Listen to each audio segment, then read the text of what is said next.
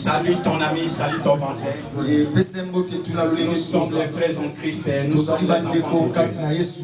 Il faut se saluer par les baisers paternels. Comme l'apôtre Paul nous recommande. Bien-aimés dans le Seigneur, les passagers du ciel sont priés de se présenter dans lieu d'embarquement.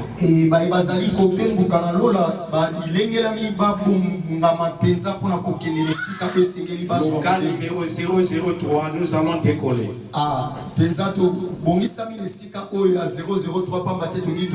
Nous sommes dans les checking.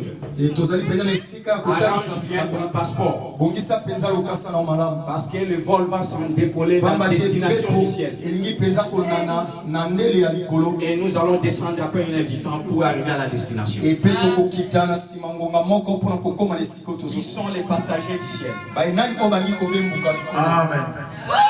Qui veut s'envoler avec nous? Les passagers entrent dans ce vol. Parce que bientôt on va décoller. Alléluia. Les pilotes est déjà prêts. Il attend seulement les clients pour entrer. Parce que la direction est divine. Notre thème d'aujourd'hui, la restauration des ossements de Jésus. La restauration des ossements de Jésus. Est-ce que je parle à quelqu'un? Est-ce que tu peux dire à quelqu'un la restauration des ossements de Jésus? Pendant que tu parles à ton voisin, je vois que les ossements qui étaient déchissés commencent à bouger. Quelque chose commence à bouger. Parce que lorsque tu lui parles, ta voix bouge. Les situations qui étaient déchissées dans sa vie. Et cette situation commence maintenant à prendre des formes à travers ta voix. Parce que l'Éternel va te parler aujourd'hui. La Bible dit, ils ont la parole. Ézéchiel 37. Je commence par verset 1. D'ailleurs, avant tout, tout honneur, toute grâce, tout Dieu. Je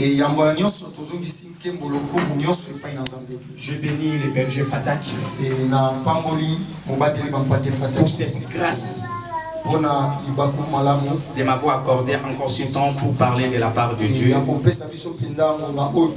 devant un peuple précieux. Que Dieu le bénisse. Qu'il soit toujours le gardien de ses lieux et l'ange de ses lieux. Et je bénis tous les serviteurs de Dieu. En l'occurrence, le berger Moké, chantre prédicateur.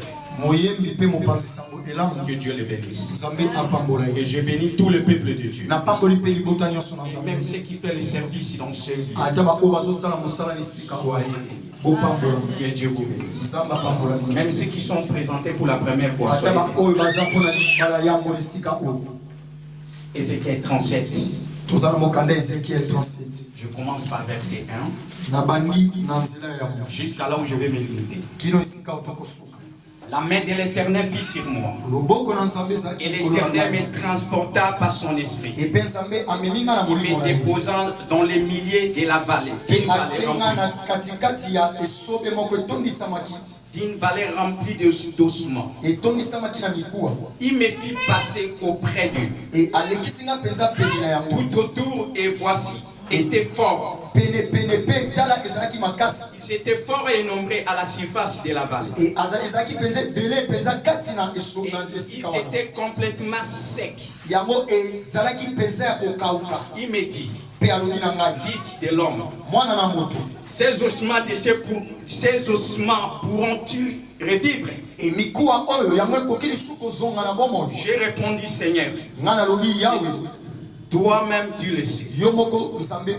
Il me dit, prophétise ces ossements. Et dis-leur, ossements déchissés. Écoutez la parole de l'Éternel. Ainsi parle l'Éternel. L'Éternel a ses ossements. Voici, je vais faire entrer en vous un esprit. Et vous vivrez. Je vous donnerai les nerfs. Je ferai croître sur vous. Et la chair. Et je vous couvrirai des peaux. Et je mettrai en vous un esprit. Et vous saurez que je suis l'Éternel. J'ai prophétisé selon l'ordre que j'avais reçu. Et comme je prophétisais, il y a eu un bruit. Il y a eu un bruit. Il y a eu un bruit. Il y a eu un bruit. Il y a eu un bruit. Parce que je vais entendre le bruit de ta vie. Et voici, il se fit un mouvement. Et les ossements s'approchèrent l'un et les autres. Et j'ai regardé. Et voici, il est 20 des nerfs. La chair crue. Et la peau se couvrit par-dessus des mains. Par-dessus. Mais il y avait point en eux l'esprit. Il me dit, prophétise, parle à cet esprit. Prophétise, fils de l'homme, qui a l'esprit. Ainsi parle l'Éternel. L'esprit vient des 4 vents. Souffle qui c'est mort. Et qui revive. J'ai prophétisé selon l'ordre qu'il m'avait donné. Et l'esprit entrant en eux.